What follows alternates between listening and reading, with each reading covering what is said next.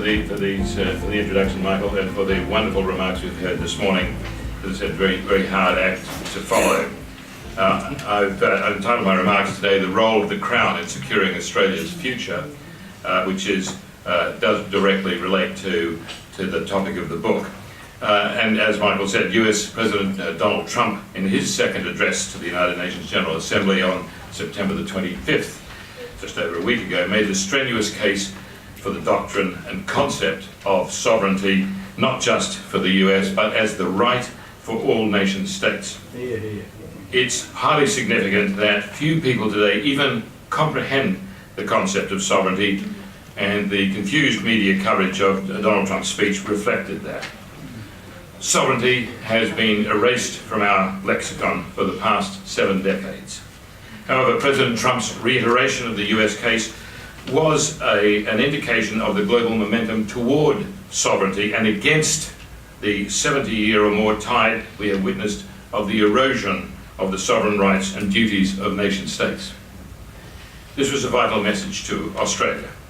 Despite being swamped by a highly antagonistic media misinterpretation, the Trump speech continued to highlight the rising global tide favouring the restoration of sovereignty for societies and for the reiteration of their traditional identities, values and hierarchies.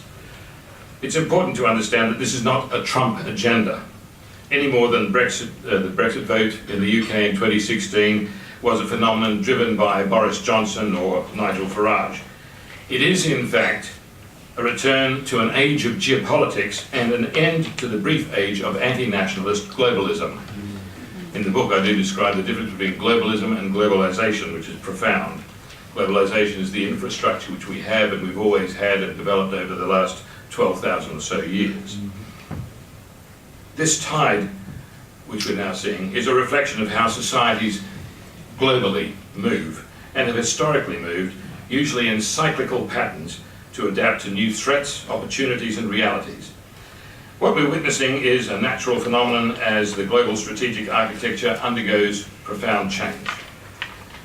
The cyclic moves between globalism and nationalism, often expressed in different ways and different times, reflect history's unrelenting pattern, the pendulum of its grandfather clock.